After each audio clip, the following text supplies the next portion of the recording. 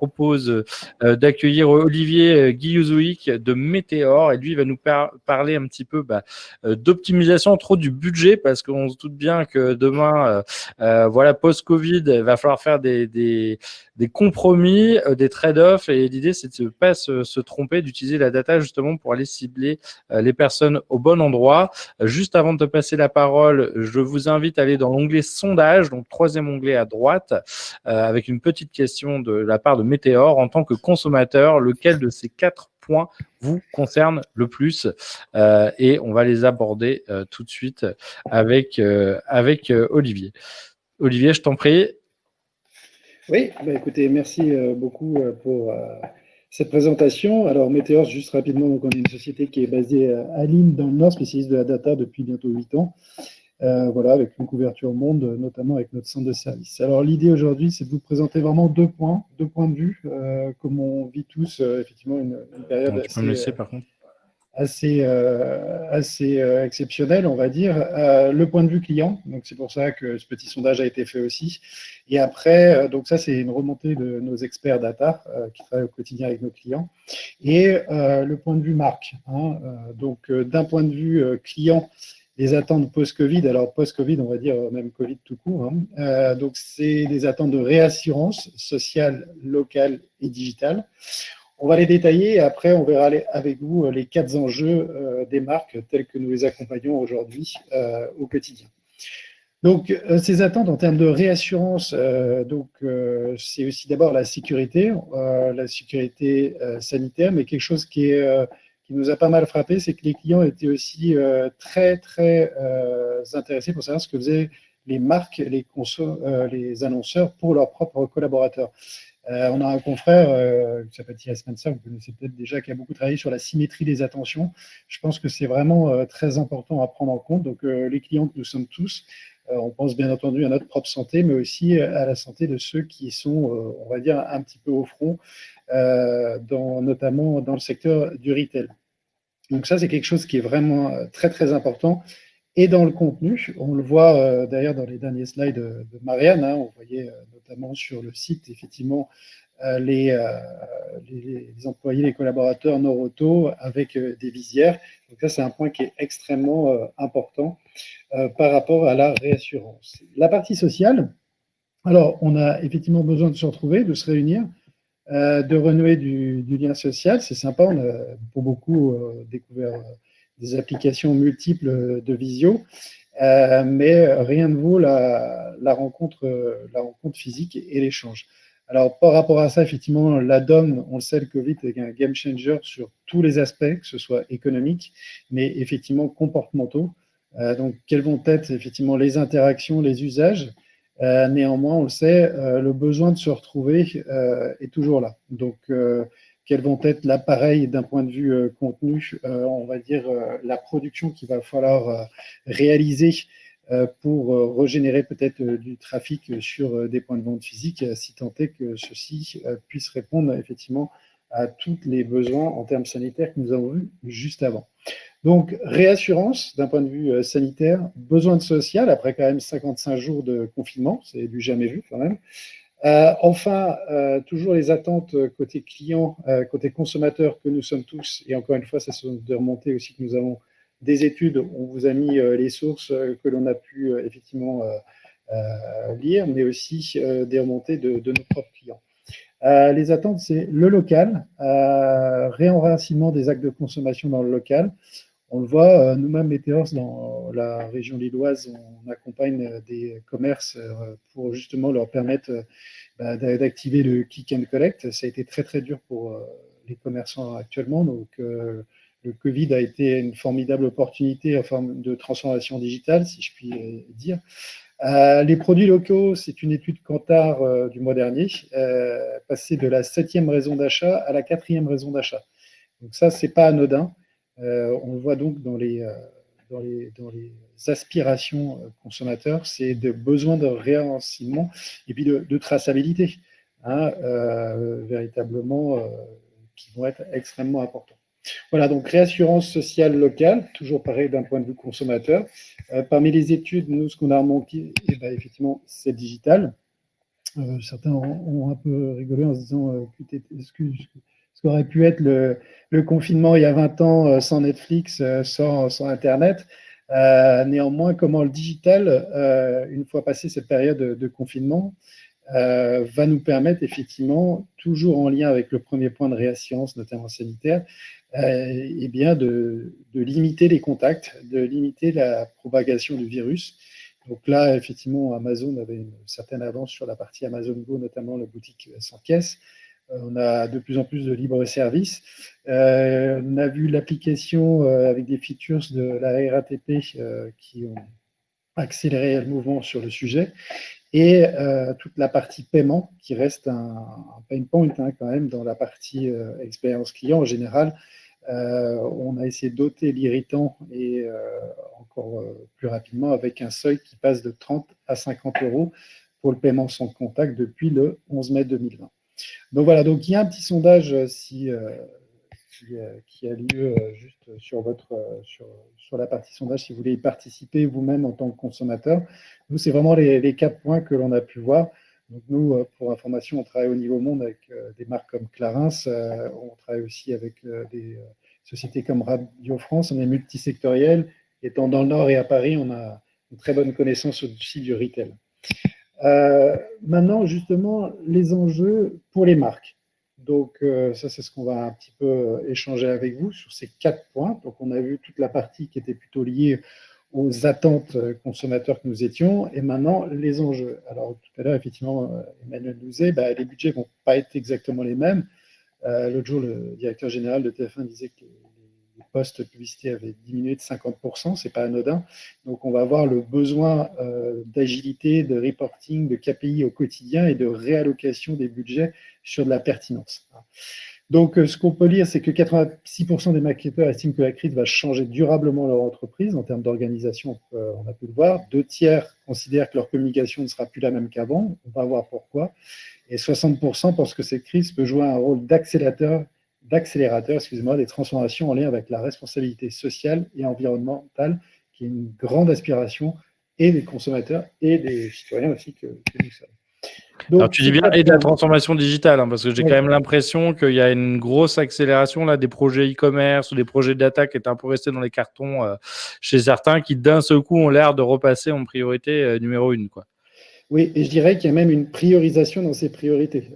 Qu'est-ce que je veux dire par là? C'est que, effectivement, tout à l'heure, il y avait tout début, et merci encore pour l'étang un petit peu des possibilités sur la data, mais ce qu'on voit, c'est déjà capitaliser à nouveau sur ces first party data, ce qui nous appartient. Le CRM revient quand même à la pointe. Pourquoi? Parce qu'on sait, ce sont nos clients, qu'il y a des segmentations qui marchent déjà très bien, donc on revient de manière très pragmatique à effectivement de la personnalisation sur des clients qui nous sont fidèles, avec qui on a continué de discuter. Et je dirais qu'effectivement, les liens entre la data, l'e-commerce, notamment sur toute la partie click and collect, sur la partie drive, ont considérablement augmenté. On pense effectivement à nos voisins, puisque je suis dans le nord de Leroy Merlin, ou même Kingfisher, qui n'est pas très loin, sur la partie bricolage, le drive explose aussi sur ces secteurs où on ne l'attendait pas forcément aussi rapidement. Mais encore une fois, il y a aussi des priorisations dans ces priorités parce que les budgets ne sont plus les mêmes. Alors, pour revenir à ces 4 points, on a effectivement le premier qui est là aussi, comme pour les consommateurs, un enjeu marque de sanitaire et de transformation. Donc, effectivement, comme tu disais, Emmanuel, le click and collect, la livraison, comment on va favoriser l'achat sans avoir un maximum de contacts. Donc, les grandes réflexions aujourd'hui, effectivement, c'est que devient le point de vente, clairement. Qu'est-ce qu'il est en train d'advenir? Il y a quand même encore, même pas 6 mois, on parlait d'expérience client en point de vente. Nous-mêmes, on a mené de nombreuses études sur l'expérience en point de vente connecté. On parlait d'enchantement client. Aujourd'hui, on sait que les taux de transfo, on en parlait avec certains de nos clients, vont augmenter considérablement, mais le trafic va baisser, puisque les clients, en termes de consommation, ne vont pas passer trop de temps à essayer différentes tailles. Donc, ouais, et en même temps, on oublie qu'avant, le taux de transfo d'une visite en magasin est bien meilleur que le taux de conversion sur un site e-commerce. Évidemment qu'on est sursollicité dans le magasin, on peut toucher, voir. Donc, ça va être quand même pas simple. J'ai vu qu'en Australie, certaines marques imaginaient même fermer leur point de vente physique pendant quelques mois pour se concentrer uniquement sur le e-commerce, quoi. Oui, il y a des vrais enjeux, des enjeux qui sont liés effectivement à toutes ces parties, on va dire, de réassurance sanitaire. Donc, l'idée, c'est aujourd'hui de se poser, est-ce que le point de vente physique va devenir un lieu de stockage, un lieu de livraison? Je ne pense pas, personnellement, uniquement. On est dans un moment de turbulence où beaucoup de choses, beaucoup de questions se posent. Néanmoins, effectivement, pour te rejoindre, le click and collect, le drive explose littéralement sur des secteurs où on le voyait poindre son nez gentiment parmi les projets qui étaient un peu au ralenti, quoi. Néanmoins, ça reste quand même clé pour profiter quand même de ce peu d'interactions potentielles pour essayer de recueillir la satisfaction client. On le sait, les interactions, elles vont peut-être être moindres physiquement, mais récupérer de la data, du NPS, tout ça, c'est quand même assez clé à ces moments-là. Deuxième point, les budgets. Les budgets, clairement, ne sont d'ores et déjà plus les mêmes, après 55 jours de confinement, que ce soit notamment, je pense, au retail connecté. On n'est plus du tout dans les mêmes proportions. Alors, bien entendu, les secteurs, je pense au textile, ont subi encore plus que d'autres secteurs comme l'alimentaire. Néanmoins, quel que soit le secteur, nous on travaille avec ces deux secteurs-là, on voit qu'aujourd'hui, on a un usage du monitoring au quotidien, là où on était sur l'hebdomadaire. Et là, c'est vraiment clé de pouvoir monitorer effectivement la pertinence, l'efficience, notamment sur l'attribution online, de savoir qu'est-ce qui va fonctionner et on ne peut plus, notamment je pense au display, balancer de manière tout azimut des campagnes sans penser tout de suite au ROI quasiment immédiat. Et là, je pense qu'on va avoir quand même une grosse différence entre les marques qui sont bien équipées pour pouvoir rapidement comprendre et réagir, et celles, si elles doivent mettre un mois à chaque fois pour remouliner leurs chiffres, comme là, il faut quasiment les remouliner tous les 15 jours, ça, elles vont juste pas s'en sortir, en fait. Ah oui, complètement. Oui, l'équipement, puis bon, on va dire ceux qui les utilisent, ceux et celles qui les utilisent, bien entendu, donc tous les usages et les métiers.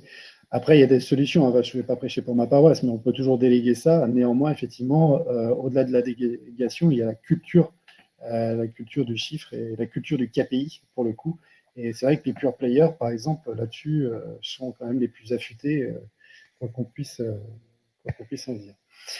Le troisième point, c'est le trafic. Je dirais le trafic global. Comment on va récupérer. Alors, je pense après, c'est toujours facile de juger, mais je pense qu'une des erreurs, ça aura été peut-être pour certains de couper tout complètement, d'être tétanisé. Il n'y a rien de pire que d'être tétanisé. Nous, on voit des marques, on travaille avec des marques comme Le Tanner, la maroquinerie, on a continué à travailler sur du contenu personnalisé, par segment, recontacté, avec effectivement un plan commercial, bien entendu, revu de manière hebdomadaire, qui est de manière cohérente avec les réseaux sociaux. Donc, voilà, et comment je vais générer du trafic sur mon site e-commerce. Et là, je parlais de cette marque pas plus tard qu'il y a 1 heure, ça y est, j'ai reçu le SMS qui m'indiquait justement la réouverture des boutiques avec la partie réassurance sanitaire aussi. Ouais, il y a Ikea qui a pas mal communiqué, mais encore, Exact. on pourrait dire que vendeur en e-commerce, mais je trouve un bon exemple là-dessus, c'est par exemple Burger King, qui n'avait plus aucune activité Oui. et qu'on a quand même profité pour faire de la presse, pour faire de la banner, du social media de manière assez créative, toujours avec Buzzman. Et pour de manière occuper le terrain, très quoi. humoristique et de manière très pertinente et qui a vraiment généré de l'empathie. C'était vraiment, vraiment super pertinent. Toujours par rapport à trafic, nous, ce qu'on a vu aussi, c'est vraiment une grande augmentation de la partie promotion aussi pour driver et le trafic et l'achat. Même des marques fortes ont utilisé ce levier-là pour toujours continuer effectivement à conserver au moins le même niveau équivalent de taux de transfo, même si on sait que ça a été plus complexe. Alors, on sait qu'il y a eu beaucoup de trafic sur les sites, mais le taux de transfo n'était peut-être pas toujours au même niveau d'espérance que le trafic. Dernier point qui était super important et que tu en as parlé tout à l'heure, Emmanuel, la RGPD dans tout ça, parce qu'on a l'impression qu'il y en a qui disent bon c'est la crise, on va y va. passer. Voilà. Donc, moi j'ai envie de dire pourquoi pas à vos risques et périls, mais aujourd'hui on se retrouve dans un moment où tout le monde a besoin et envie de communiquer auprès de ses clients, c'est normal. on se retrouve dans ces moments peut-être potentiellement de saturation. On pense au solde, mais alors là, c'est x10. Donc, d'une part, il faut faire attention à la saturation des messages, d'où l'importance, encore une fois, de l'hyper-personnalisation. Vous voyez tout à l'heure avec Adobe, on est partenaire Adobe chez certains de nos clients, on travaille ensemble, donc effectivement, ça nous permet l'hyper-personnalisation du message au bon moment. Et néanmoins, surtout tout à l'heure, ne pas céder au côté tétanisé de ne rien faire, mais céder aussi à la panique et de se dire les chiffres sont pas au rendez-vous. Et là, je bypass tout ce que j'ai mis en place depuis 1 an et demi. Alors, bien entendu, il y a des contraintes, c'est pas simple, mais il y a eu des habitudes côté consommateur qui ont été prises. Donc aujourd'hui, même moi, je vois à ma petite échelle de PME, on est sursollicité pour de l'achat de masques. Je ne sais pas d'où viennent ces emails, d'où a été recueilli à mon adresse pro. Je suis un peu surpris. Donc, de la même manière, quand je dis RGPD, c'est plutôt, on va dire, l'esprit de conserver, voilà, les données des clients leur appartiennent. Donc, aujourd'hui, en Europe en particulier, on a pris des habitudes. Ne nous mettons pas à tout défaire sous le coup de la panique. Voilà un petit peu pour...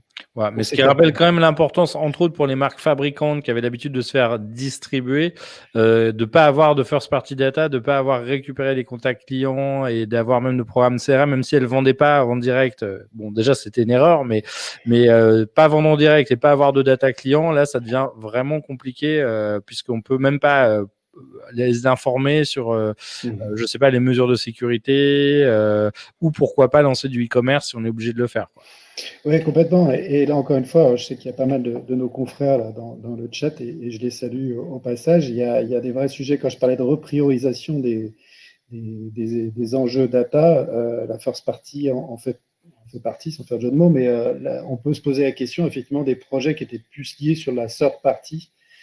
Je suis convaincu qu'on continue sur la seconde partie, donc soit avec je mets bien entendu sciemment tous les aspects sémantiques et de définition, mais entre celles qui appartiennent à l'entreprise, celles qui sont avec les partenaires, ce sont des enjeux clés. Aujourd'hui, je vois quand même les projets qui étaient liés un peu plus data scientist, vraiment pur et dur sur de la third party. Je ne suis pas sûr que ce soit la priorité tout de suite, quoi. Voilà. Un peu moins de R&D du futur, un peu plus de pragmatisme et d'action concrète tout de suite, quoi. Faut relancer la machine, hein. Donc, voilà. Voilà un petit peu pour les retours, nous, qu'on a de nos clients, les études de nos consultants experts sur à la fois les 4 attentes conso et les 4 enjeux pour nous majeurs d'un point de vue market.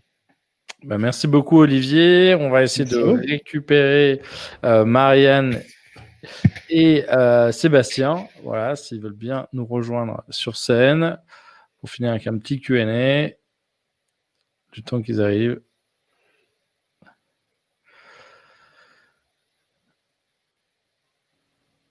Alors, moi, j'ai une question pour vous. C'est vrai que du coup, on voit bien toujours la data, ça fait un peu rêver, ça paraît magique, ça paraît génial. Imaginons maintenant, je suis une marque, bon, pas de bol, j'ai pas fait mon boulot avant la crise du Covid. Là, si je devais démarrer, m'y mettre en recrutant peut-être 1 ou 2 personnes, finalement, par où vous commenceriez? Si vous aviez un conseil à donner ou une erreur à pas faire, qu'est-ce que vous conseilleriez on va dire à un newbie arrivant sur le sujet de la data dans l'entreprise, au niveau du marketing? Vaste question. En fait, en utilisant les solutions Adobe Analytics, l'objectif c'est de pouvoir déjà mettre en place et identifier les bons indicateurs de performance, de pouvoir ensuite, de façon à pouvoir ensuite les suivre, les piloter. Donc, se mettre d'accord sur ce qu'on veut mesurer déjà. Exactement. Voilà. J'ai vu quelques marques prendre des outils et puis finalement personne s'en occupe. Donc je suis en phase et je pense que déjà structurer les besoins en fonction des différents interlocuteurs, bien s'assurer justement d'aller récupérer ce que veut le traffic manager, mais aussi ce que veut l'e-merch et les différents interlocuteurs, mais aussi ce que veut la direction, sous quels angles d'attaque ils veulent voir la data. Et c'est souvent pas la même manière de voir les choses. Ils veulent avoir des indicateurs qui vont être plus ou moins macro. Justement, quelle capacité de drill down on veut avoir aussi, c'est-à-dire jusqu'à quel niveau de détail on veut aller. Et vraiment structuré pour avoir la même data partout. C'est-à-dire un chiffre d'affaires, c'est un chiffre d'affaires. et c'est le même partout. Parler le même langage, avoir les mêmes définitions, ce qui n'est pas toujours le cas d'une BU ou d'un département à l'autre dans l'entreprise. Voilà, exactement. Donc ça passe par des choses qui sont plus ou moins fun, comme la mise en place d'un glossaire qui est standard, qui permet justement de structurer la data. Alors certes, effectivement, hein, c'est comme quand on commente en développement, c'est exactement pareil. C'est pas drôle, mais voilà, il faut structurer cette data et ça va être vraiment la pierre angulaire de l'édifice. Après, on verra pour la suite, mais c'est bien prendre le besoin et ensuite bien structurer pour avoir les data fiables. Donc, il y a quand même un et boulot ensuite, aussi. de pouvoir partager cette information-là, en fait. À partir du moment où on s'est entendu sur la définition des KPI, donc notamment via un glossaire, c'est de pouvoir facilement partager et mettre à disposition les analyses à l'ensemble des départements de l'entreprise. Comme l'a dit Marianne, aujourd'hui, toutes les directions, tous les profils sont intéressés par la valeur ajoutée de l'information, de la data, mais il faut pouvoir la mettre en avant de manière différente. Et donc, c'est intéressant aussi de pouvoir le faire avec Adobe Analytics. On va pouvoir partager des projets au plus grand nombre pour démocratiser finalement l'apport de la donnée Analytics. Bon, alors déjà, il faut commencer par recruter un ou une bonne évangéliste interprète pour aider les métiers à se comprendre, à se mettre d'accord avant de sauter dans les outils. Alors, Olivier, chez toi, par rapport à tous les clients que tu vois aussi, qu'est-ce que tu vois comme l'erreur la plus commune ou la first step à lancer?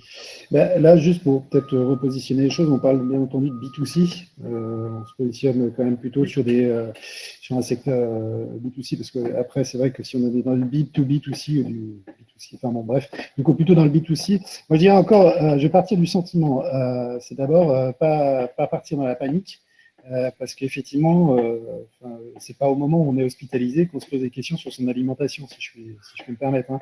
Mais c'est quand même déjà pas faire n'importe quoi en passant par des brokers et me dire bah tiens, il faut absolument que je communique et faire de l'acquisition à tout va. Non, c'est déjà faire l'état des lieux de ce que j'ai, de ce que je suis capable de faire de manière très pragmatique. Et je pense que ce côté pragmatique, c'est effectivement définir les KPI, ça c'est clé. C'est qu'est-ce que je veux, comment j'y arrive, et puis complexifier petit à petit ces KPI. Mais je pense qu'effectivement, la première heure, c'est partir dans tous les sens et vouloir arroser tout le monde en espérant que ça passe. Ça, c'est la première des choses. Alors, on a une question d'Emmanuel qui nous dit: la proximité numérique ne nous entraîne-t-elle pas vers une redéfinition du local au-delà de la réalité géographique, plutôt liée aux pratiques et aux intérêts individuels? En fait, on pourrait se dire, est-ce que finalement on va consommer un peu plus local, là, cette prise de conscience, soit contrainte, parce que les frontières en ce moment c'est compliqué, hein. Est-ce que c'est quelque chose demain que vous pensez, vous commencez à voir chez certains de vos clients ou chez Noroto demain sur les imports? J'imagine que en logistique en ce moment, vous avez dû un peu réajuster certains fournisseurs ou certaines provenances. Oui, ça c'est sûr qu'il y a un gros travail justement au niveau de la logistique qui est fait et qui nécessite encore une fois de pouvoir approvisionner le mieux possible, donc avec certaines questions sur est-ce que j'utilise le stock magasin, oui, non, enfin voilà, c'est comment on peut justement faciliter les approvisionnements et la logistique, voilà, comment on peut fluidifier tout ça. Moi, mais c'est une vaste question. Je pense, si je peux me permettre, moi, ça m'a sauté aux yeux, c'est dans le secteur du textile. Effectivement, ceux qui s'approvisionnaient plutôt, on va dire, en Asie, habituellement, ont quand même globalement plus de difficultés que, non pas par rapport aux ventes, hein, j'entends, mais voilà, on a vu les acteurs, je ne les nommerai pas, mais qui ont été capables de redimensionner leur production en termes de contenu, avec de la production de masques, parce qu'effectivement, c'était local, et de générer comme ça, effectivement, peut-être de nouveaux débouchés. Mais clairement, oui, moi j'ai tendance à dire oui à la question d'Emmanuel. Hein, qui nous entraîne à une redéfinition complète du local. C'est vrai que voilà, c'est un point qu'on oublie souvent sur le e-commerce, c'est que finalement, il y a évidemment le front, il y a la data, le ciblage, mais il y a aussi la logistique derrière pour sourcer et livrer la promesse. Les produits. Alors, il y avait une question pour Adobe sur justement le temps de déploiement. Je viens de répondre. Les outils. Bon, Donc, tu dis Oui, quoi, effectivement. 3 semaines? Alors, une solution de Web Analytics, forcément, c'est pas forcément. Il faut tenir compte de l'écosystème existant, comme ça fait partie de la question de Thibaut. Mais aujourd'hui, avec les TMS, les Tag Management Systems, c'est une solution qui peut être assez rapide à déployer. Et je faisais également référence à Adobe Target, notre solution d'A/B testing.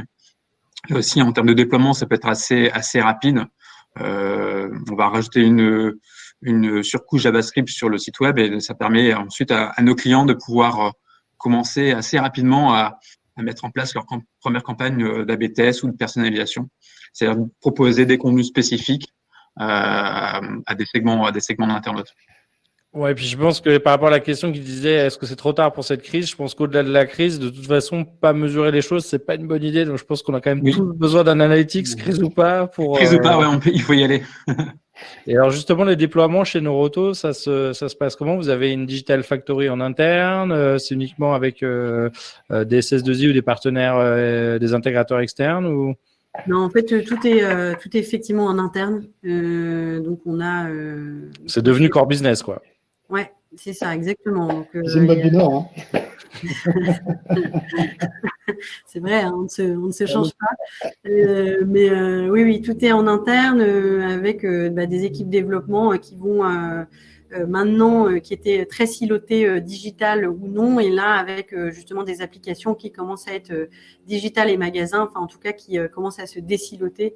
Et c'est ça qui est intéressant sur des applications qui peuvent être multi-canal. Donc ça, c'est plutôt la nouveauté par rapport à l'aspect digital chez nous. Donc important quand même tout doucement, bah oui, de développer ses compétences en interne, ses expertises, et puis c'est plusieurs métiers aussi, hein, parce qu'on se rend pas toujours compte. On dit la data, mais enfin entre l'analytics, entre les campagnes CRM, la partie publicitaire, voire demain la data science, si on peut aller jusque là et si on a des volumes suffisamment conséquents, on voit que ouais, il va falloir quand même prévoir des recrutements pour ceux qui s'y sont pas déjà mis. Alors si justement il fallait démarrer par un profil. On avait un webinaire précédent où Marilyn Lacaze nous avait dit finalement, si je devais démarrer sur de la data, la première personne que je ferais venir, c'est un UX designer. C'était un peu surprenant en disant déjà, il faut bien comprendre le parcours client pour finalement savoir quelles questions on veut se poser et ensuite la data nous permettra d'y répondre. Je ne sais pas si je suis complètement... moi, j'ai tendance à dire les deux, encore une fois, parce que l'un ne va pas sans l'autre. C'est des métiers qui sont très, très complémentaires et qui ont vraiment vocation à beaucoup échanger pour interagir et de manière avec un UX designer qui va être très proche du client, avec beaucoup de verbatim et beaucoup d'insights directs du client. Et la partie data qui va permettre d'agréger tout ça, d'avoir une vision consolidée et justement d'avoir des parcours de navigation consolidés et de les A/B tester. Encore une fois, les UX designers, ils peuvent avoir une idée en tête qui peut correspondre aux besoins du client, mais qui va être nécessaire de réajuster dans la masse avec justement des agrégats un peu différents. Et donc, je pense que pour le coup, moi, j'aurais tendance à dire les deux, ou alors un UX designer avec une forte appétence data. Voilà. Donc, mesurer, mais surtout réagir derrière ou faire des tests derrière, parce que finalement, si on mesure et qu'on fait rien, c'est aussi le cas de pas mal des fois de marques. Alors, un autre sujet que je vois aussi chez pas mal de comptes, et vous allez me dire, hein, alors, désolé si c'est pas politiquement correct, mais on voit quand même que dans beaucoup d'organisations, il y a un gros fight entre l'IT et le métier. Finalement, il y a souvent un peu des incompréhensions, des grosses frustrations avec le côté, je caricature un peu, hein, parce que c'est en train de changer, mais avec des fois l'IT qui peut être un peu en mode, voilà, moi, c'est tel logiciel, qui a une vision que technique, et puis le métier qui, des fois, lui, ne voit pas du tout les contraintes techniques, parce que souvent, une base, même CRM, elle est interfacée avec plein d'autres outils métiers, et donc on dit il y a que le bouton à changer, mais enfin non, en fait un bouton c'est un peu plus compliqué que ça. Comment vous voyez un peu comment ça s'améliore, ou les organisations qui arrivent à faire un peu mieux bosser ces deux parties ensemble?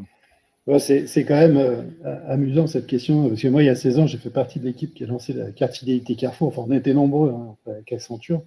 Il y avait déjà cette question entre l'IT et le marketing. Donc, j'ai envie de dire que c'est quand même une vieille antienne. De manière organisationnelle, on a vu effectivement des CDO chapeautant un peu les deux parties. Il y a quand même des habitudes effectivement ancrées. C'est là où ça se passe le mieux, j'ai envie de dire, c'est vraiment une question de personne, très, très honnêtement. Donc, ce côté presque d'empathie et d'accepter, d'essayer de faire un pas chacun pour comprendre le métier de l'autre. Ouais, alors moi, j'aurais tendance à dire aussi que ça change, ça commence à évoluer. Oui. Nous, fort heureusement, ouais. Nous, en tout cas, au niveau des équipes digitales Mobivia, en fait, on est structuré avec des business owners et des product owners. Donc, le business owner doit avoir la garantie de s'assurer des KPI business et donc doit s'assurer auprès de sa communauté que justement c'est conforme en fait aux besoins et des BU et des équipes. Et c'est je dirais cette capacité à avoir quelqu'un qui soit business au sein d'une équipe IT qui permet justement de contourner le problème et et de les mettre dans cette dynamique. Et en fait, on s'aperçoit assez rapidement que les gens dans les équipes sont très intéressés, même les développeurs sont très intéressés par les résultats de ce qu'ils font. Et qu'en fait, ils ne sont pas là que pour coder ou autre, sans vouloir rentrer dans des stéréotypes, parce que de toute façon, ils ne sont pas là que pour coder. Mais l'idée, c'est qu'à partir du moment où on les implique aussi sur des business, enfin sur le business et sur les KPI qui en découlent, ils trouvent vraiment du sens en fait dans la construction de leur projet. Et je pense que ça change et que ça va dans le bon sens. Donc, partager des KPI communs, finalement, des objectifs communs entre le métier et l'IT, quoi. Voilà, et puis c'est valorisant. En fait, c'est la même entité. Hein, et donc, c'est quand même valorisant de se dire, ah bah voilà, j'ai fait progresser de temps et de savoir de quel KPI on parle. Et le business owner est là pour ça. Oui, aujourd'hui, pour dérouler des projets de connaissance client et d'activation client, on discute forcément avec les deux entités, hein, IT et métier, et très souvent, ils sont autour de la table ensemble. Donc, non, mais des fois, ils peuvent être autour, mais de chaque côté. Avec un mur de plexi au milieu. Oui, et puis après, il y a l'hétérogénéité des systèmes. Si on parlait tout à l'heure, ça, c'est une réalité. Hein. Il y a des entreprises qui ont une grosse croissance, je pense dans le retail notamment. Donc, on a empilé parfois des solutions, des systèmes d'encaissement, un site e-commerce, etc. Et nous, on le voit parce qu'on intervient en amont sur l'agrégation des données.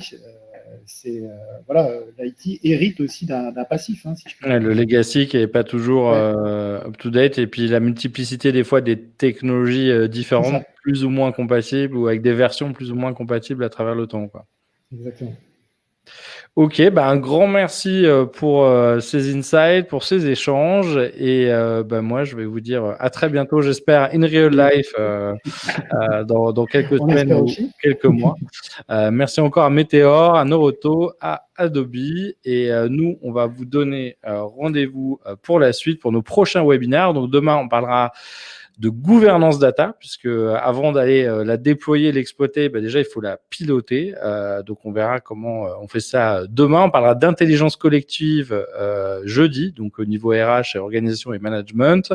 On parlera parcours et expérience client post-Covid le 19 mai, le 20 mai expérience client et positive impact, donc tout ce qui est RSE et sustainability, et puis new expérience et loyalty economy le 27 mai. Merci encore pour votre présence et vos interactions. Moi, je vous donne rendez-vous avec notre programme Business Recovery Challenge, donc des formations online, des articles de décryptage et toujours des webinaires pour vous aider à dépasser cette crise et à préparer la reprise. À très bientôt.